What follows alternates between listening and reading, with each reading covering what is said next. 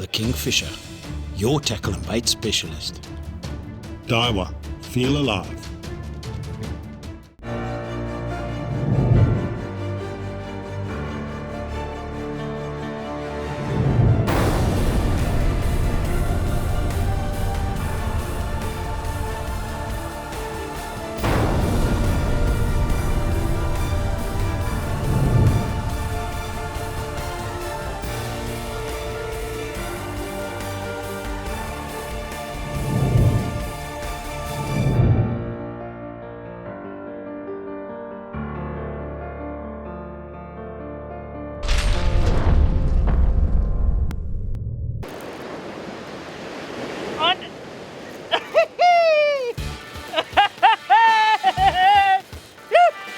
Oh, happy!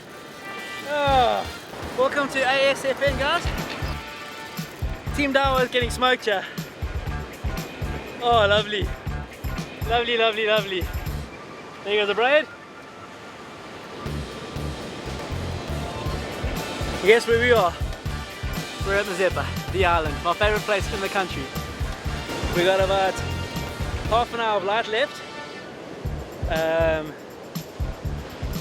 So we're going to see what happens with those fish.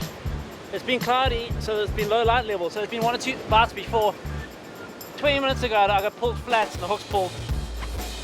To be honest, I actually have no idea what it was. Completely in the bush. I don't think it's a giant, but you never can tell.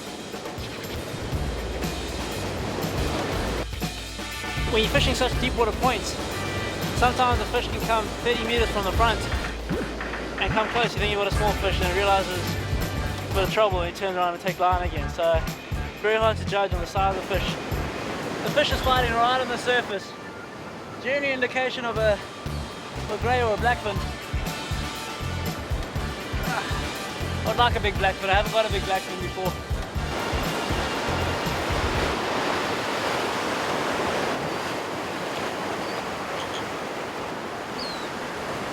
Alright guys, well this fish is not playing game yet. It's kind of hovering here. What it's doing is actually kicking into the current. The current's going from north to south.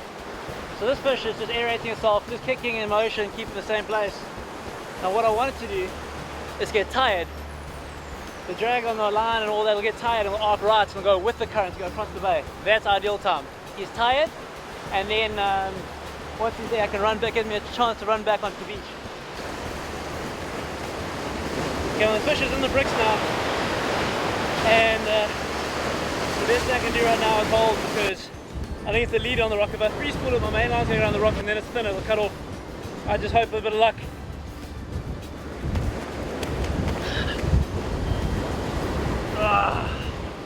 I think the good news is he seems to be out, but he's giving me a horrible time, this fish. Right in the lip here. This fish is not behaving at all. Just gotta hold this fish so it doesn't go into that other rock there. Very important time in the fight. Good. Great. I need to watch over, running over. Watch it, Andrew, wait, it's gonna watch you. That was painful, not gonna lie. Not landed yet. Andrew's done a sterling job getting the fish out. Oh.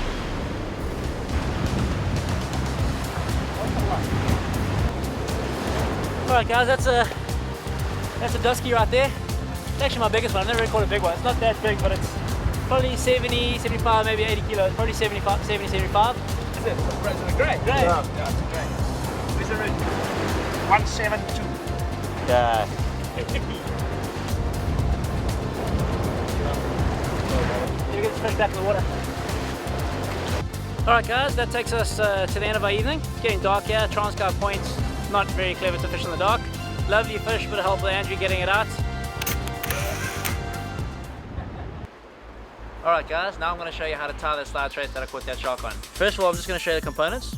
When fishing at Mazeppa, I use 250 pound Fishmate carbon coated. And the one sneaky little trick down in Mazeppa, the Yamashita pink skirt works really, really well. I like my slide trace to be about 1 meter long. So obviously, because you're tying knots and stuff, get about 1.2, 1.3 meters. I'm just going to unroll it. Alright, now that I've got my wire cut, I'm going to start off tying off my bottom hook. The bottom hook is, actually it's variable with the length, because you always tie it, you wrap it around and cut it off and it changes. But when you adjust my second hook, you'll see now it's always fixed. If I want it there, it'll stay there. But you'll see what I mean in a second. Okay, what I do is I put it around there. And don't be too skint and put a short piece, rather longer than shorter. It's just easy to work with. Wrap it around 1.5 times around the shank, okay? Then what you do is you push it through the opposite way. See how it's coming out the opposite way? You must do it that way. Like that. Now don't pull it tight. What I do is I wrap it over. This is not how I would normally do it. Obviously I'm trying to show you guys. So it's wrap it over like that. Okay, let me go down and get some leverage here. Okay, the trick here is to pull the tag in. Now the tag end is the one with the plier. You keep this one taut, but you pull the tag in. That is the trick. Otherwise, it kinks your main line. Right, now that I've got that done, you can leave it in the smaller sizes, your 90 pound, 60 pound, 40 pound, you can leave it like that and cut off and it will never come undone. And that probably won't come undone either. But it's not the neatest, and with sliding, you don't want any little tag ends hanging out because it can grab your main line.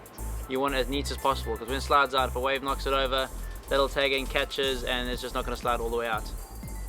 And what I do is I get this and you wrap it around at 90 degrees. You keep the main one tight and just wrap this one around. Now we're going to put on the top hook, alright? The wire must go through the back of the hook like that, and you're going to slide the hook down. The reason I said earlier on about being fixed, because if I want this hook, they're not there, it's there. If I want it there, it'll be there. It's exactly where you put it. When you're sliding heads and shock or anything like that, I like my hooks facing two opposite ways. That's going to go out, it's going to come out the mouth, and that's going to come out the belly.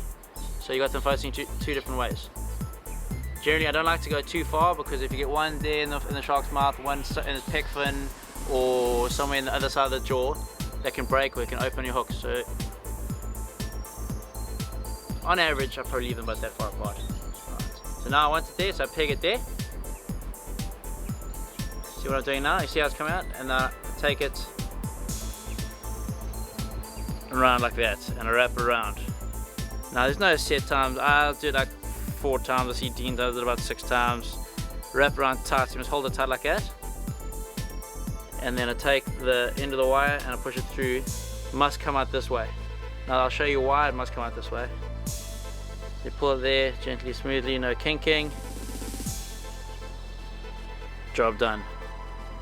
Because the reason you do that, it makes the hook proud. If you do it the other way around, the hook's going to do that. You want it as proud as possible, because you want to jam it. You want to jam it in the corner of the mouth.